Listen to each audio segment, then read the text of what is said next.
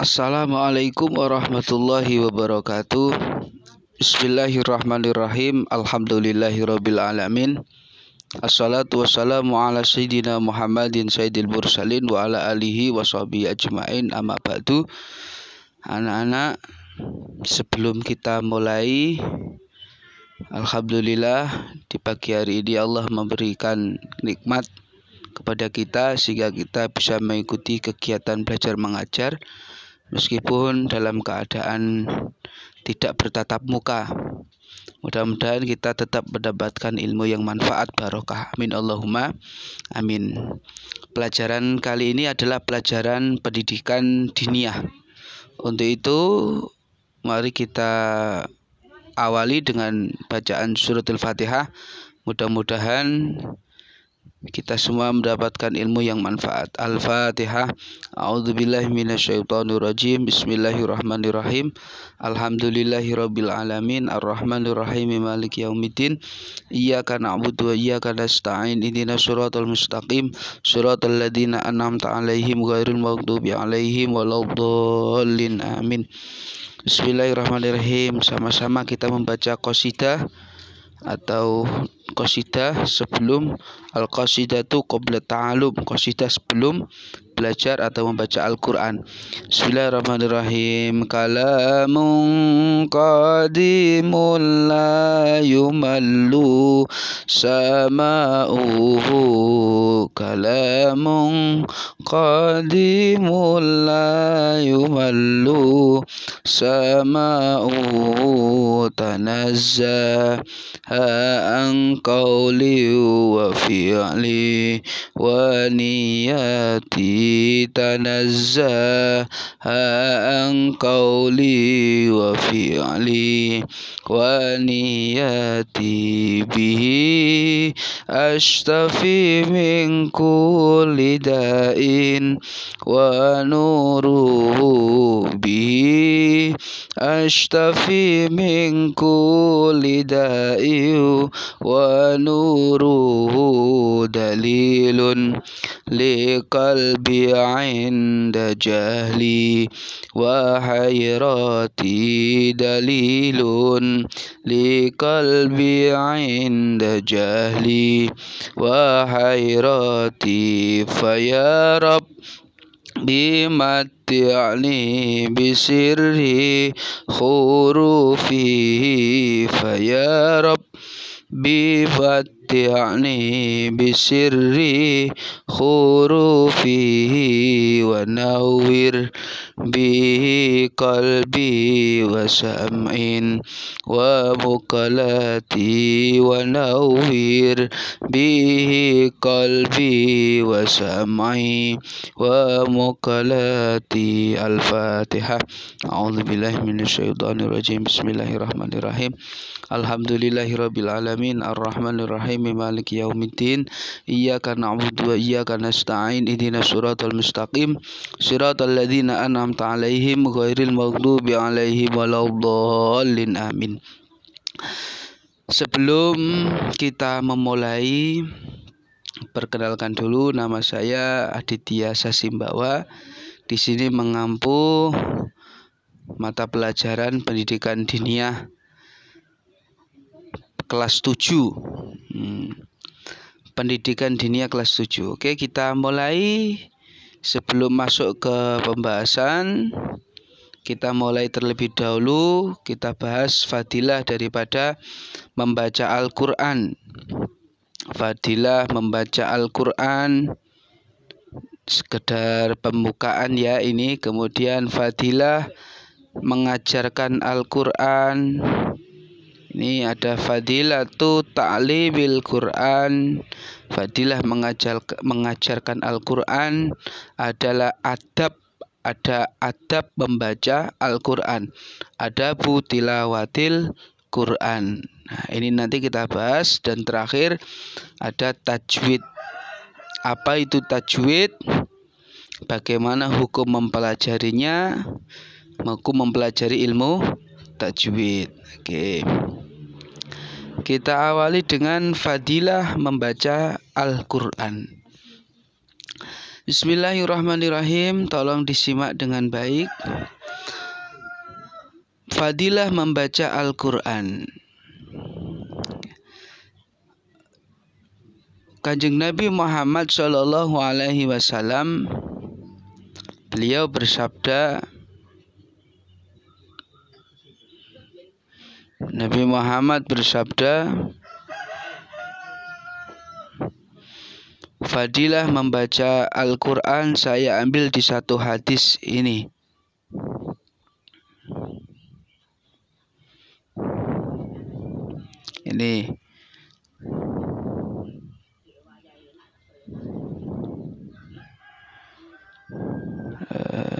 Ini saya ambil di hadis yang pertama. Waruwiya anin Nabi Muhammad sallallahu alaihi wasallam. Waruwiya anin Nabi Muhammad sallallahu alaihi wasallam. Pertama ini, Nabi Muhammad sallallahu alaihi wasallam bersabda, man syaffa'a lahul Qur'anu yaumal qiyamah naja li'anna syafa'atahu minad dukhuli fil adab wa syafa'atu ghairihi makhrajatan lahu min ba'di wuku'ihi. Ini, barang siapa yang Al-Quran mensyafaati dirinya, ini fadilah membaca Al-Quran.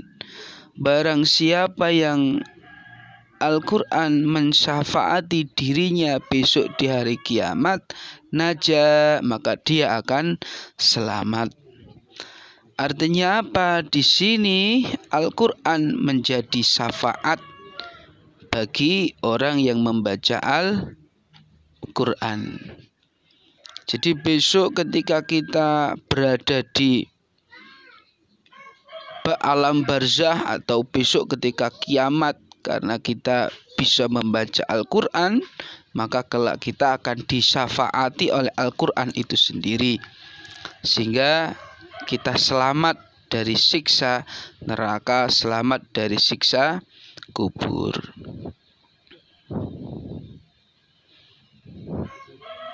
Kemudian lagi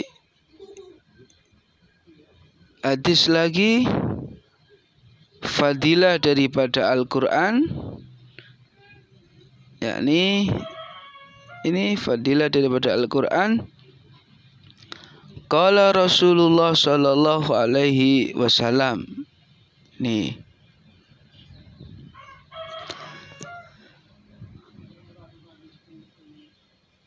Iqra'ul Qur'an, bacalah Al-Quran. Fa innahu ya'ti yaumal qiyamati syafi'an li ashabihi. Bacalah Al-Quran, karena besok Al-Quran menjadi syafaat kepada siapa? Bagi orang yang membaca Al-Quran. Anak-anak, ini menjadi fadilah daripada Al-Quran. Jadi besok Al-Quran itu fadilah yang paling utama adalah Al-Quran menjadi syafaat bagi orang yang membaca Al-Quran. Oke.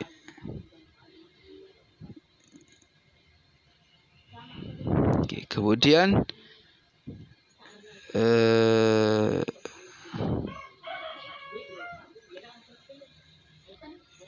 fadilah sudah disimak ya. Fadilah sudah. Setelah fadilah, sekarang kita kembali ke fadilah mengajarkan Al-Quran. Fadilah mengajarkan Al-Quran. Fadlu ta'limil Quran. Fadlu ta'limil Quran, keutamaan atau fadilah membaca Al-Quran. Oke, ini fadilahnya. Qala Rasulullah sallallahu alaihi wasallam, khairukum man ta'allamal Quran wa 'allamahu. Ini khairukum man ta'allamal Qur'an wa 'allamahu. Sebaik-baiknya orang adalah orang yang mengajarkan, orang yang belajar Al-Qur'an dan mengajarkan Al-Qur'an. Ini maksudnya apa? Maksudnya hadis ini adalah agar kita menjadi orang yang baik, maka kita harus belajar Al-Qur'an dan mengajarkan Al-Qur'an itu sendiri. Jadi itu berarti kalau orang mau mengajarkan Al-Qur'an berarti dia menjadi orang yang baik. Kalau dia mau belajar Al-Qur'an berarti dia menjadi orang yang baik. Ini termasuk fadilah, keutamaan belajar Al-Qur'an. Keutamaan mengajarkan Al-Qur'an. Nah, ini keutamaan mengajarkan Al-Qur'an. Khairukum man ta'allamal Qur'an wa 'allamahu. Ya Ali, ta'allam Al-Qur'an wa 'allamahun nas. Falaka bikulli harfin asyru hasanatin. Fa in mutta syahidan. Ya Ali, ta'allam Al-Qur'an wa 'allamahun nas. Fa in mutta hajabat al-malaikatu ila qabrika ka hajjin nas ila baitillahil atiq. Ini yang kedua. Wahai Ali, Rasulullah bersabda kepada Sayyidina Ali. Ini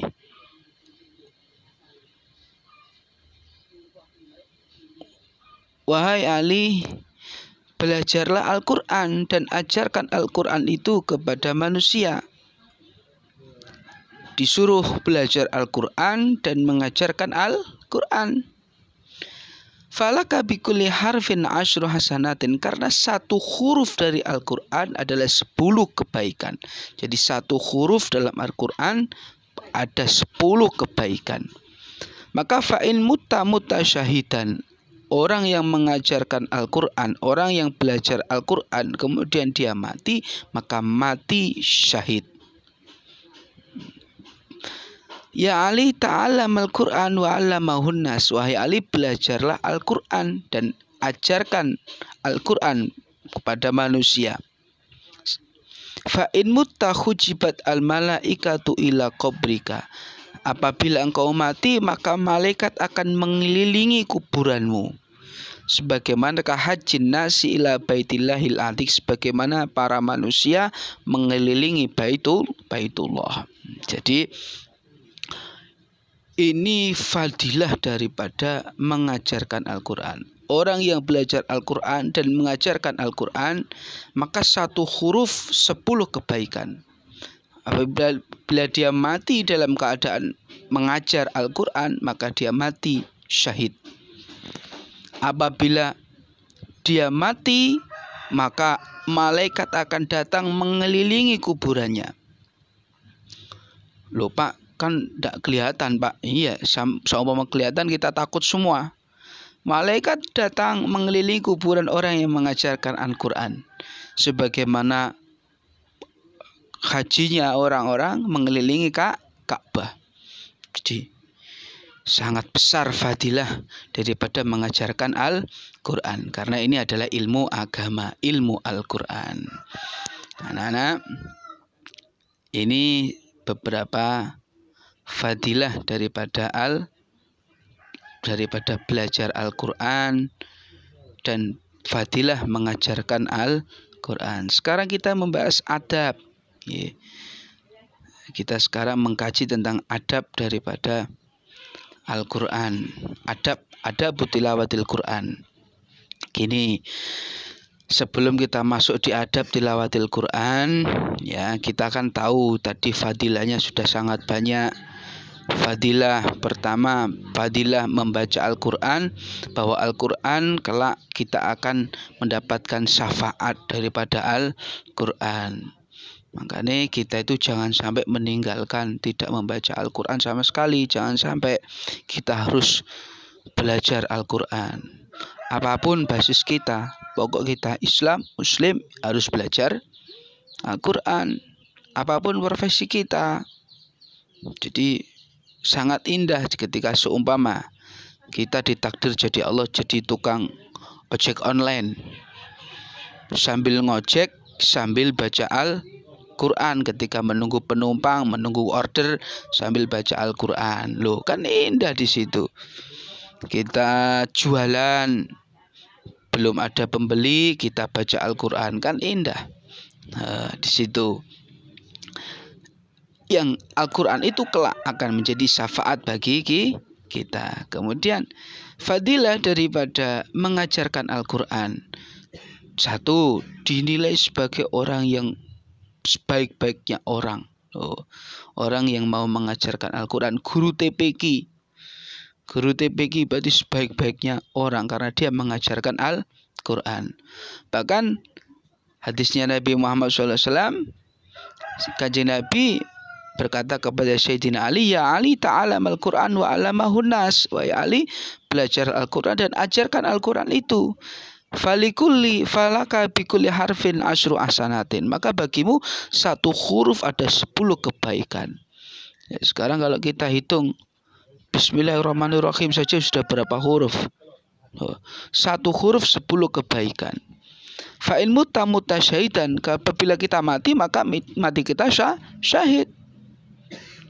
Apabila kita mati, fa'in mutta khujibat al malaikatu ila qabrika. Maka ketika kita mati, malaikat itu akan mengelilingi kita. Ini fadilah mengajarkan Al-Quran. Maka kalau di dunia pesantren itu, anak-anak santri kalau sudah lulus dia harus tetap mengajarkan Al-Quran. Apapun profesinya harus mengajar Al-Quran. Ya, kadang iqra dulu, alif, ba, ta, iqra dulu, kemudian naik ke juz amma, kemudian baru ke Al-Quran. Ini tetap masih dinilai sebagai orang yang mengajarkan Al-Quran. Oke, sekarang kita masuk ke adab membaca Al-Quran. Adab membaca Al-Quran. Yang pertama, adab membaca Al-Quran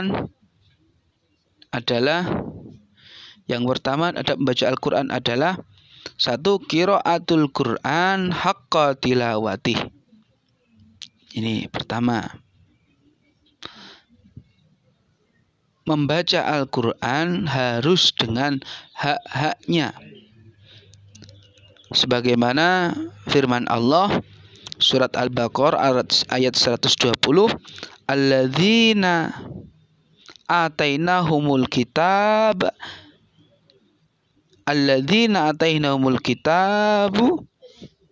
yatslunahu haqqa tilawati. Orang-orang yang mendapatkan Al-Quran, maka bacalah dengan hak-hak cara membacanya. Berarti membaca Al-Quran harus dengan ilmu tajwid. Yatslunahu haqqa tilawati. Hurufnya harus jelas. Ini adab. Tilawatul Quran haqqa tilawati ayyashtarika fihi al-lisanu wal aqlu wal qalbu. Yang dimaksud dengan membaca Al-Quran dengan haknya ini apa? Antara lisan, antara akal, dan antara hati ini jadi satu. Lisannya fasih membaca ayat, akalnya berpikir memikirkan hikmah dari ayat itu, dan hatinya berzikir.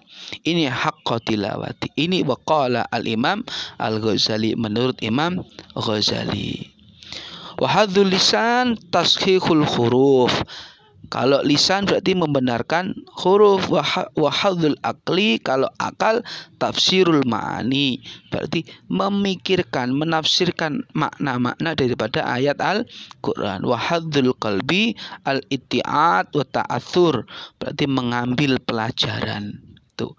Ini namanya membaca Al-Quran dengan haqqa tilawati. Itu termasuk adab daripada membaca Al-Quran. Membaca Al-Quran, lisannya, akalnya, dan hatinya. haqqa tilawati. Yatlunahu haqqa tilawati. Kemudian yang kedua adabnya adalah al-ikhlas. Nih, al-ikhlas liqaulihi ta'ala, ini man kana yuridu hasal akhirati nazilahu fi harsi wa man kana yuridu hasad dunya nu'tihi minha wa ma lahu fil akhirati min nasib. Jadi membaca Al-Quran ini harus ikhlas. Ikhlas lillahi ta'ala. Tidak boleh membaca Al-Quran di hatinya pingin apa, tidak boleh. Niatnya harus bersih untuk akhirat, lillahi ta'ala, hanya karena Allah. Ini yang harus kita pelajari, Kalau kita baca Al-Quran harus ikhlas. Jangan ada tendensi, jangan ada hal-hal yang lain. Ya, Ustadz, kan untuk pemicu agar kita semangat. Iya, tidak apa-apa. Sepenting hatinya tetap lillahi ta'ala, biar tidak kecewa. Contoh, kita disuruh anak-anak tolong ngaji ya, Al-Quran semua ngaji. Ada salah satu di antara anak-anak yang punya pikiran gini, wah enak ini, nanti kita ngaji terus dapat jajan ini. Loh, niatnya tidak murni lillahi ta'ala. Setelah sampai di situ ternyata jajannya habis, dia tidak kebagian jajan. Loh, kan sakit hatinya. Loh, maka harus ikhlas dalam membaca Al-Quran lillahi ta'ala, meraih ridho Allah subhanahu wa ta'ala. Ini yang kedua. Kemudian adab yang ketiga apa? Adab yang ketiga adalah membaca Al-Quran, adabnya adalah fit tuharatin anil hadas, fit tuharatin anil ahdasi. Ini fituhratin anil ahdasi. Jadi membaca Al-Quran harus dalam keadaan suci. Ini ada satu hadis yang dikatakan oleh Sayyidina Ali, man qara al-Quran wa huwa qa'imun fi shalah. Barang siapa yang membaca Al-Quran dalam keadaan dia sholat, kana lahu bikul harfin mi'atu hasanah, maka satu huruf ada 100 kebaikan. Wa man qara'ahu wa huwa qa'idun fi shalah kan lahu bikulli harfin khamsuna hasanah. Barang siapa membaca Al-Quran dalam keadaan duduk di dalam sholat, kemudian dia membaca Quran, maka ada 50 kebaikan satu huruf. Wa man qara'ahu kharijas shalat, wa man qara'ahu kharijus salat, awan qara'u kharijus salat. Barang siapa yang membaca Al-Quran di luar salat, wa huwa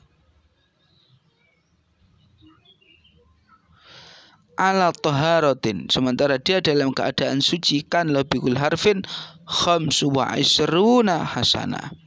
Maka ada orang baca Al-Quran di luar salat dalam keadaan suci, pahalanya satu huruf adalah 25 kebaikan. Jadi ini keutamaan atau adab daripada baca Al-Quran. Ada 3. Yang pertama, adabnya adalah membaca Al-Quran sesuai dengan hak-haknya.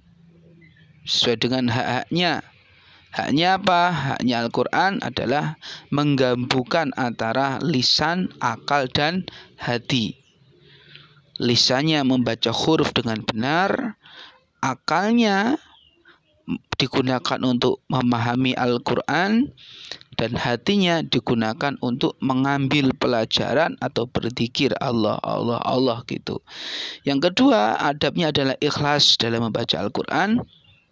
Kemudian yang ketiga, dalam keadaan suci, fi taharatin anil ahdasi, harus dalam keadaan suci. Oke, sekarang yang terakhir, tajwid. Apa sih ilmu tajwid? Bagaimana hukum mempelajari ilmu tajwid? Tajwid adalah, makna daripada tajwid adalah wa huwa i'ta'ul huruf haqqaha minas sifati allazimati laha wa mustahiquha min ahkam allati tansha'u min tilka sifat. Jadi yang dimaksud ilmu tajwid adalah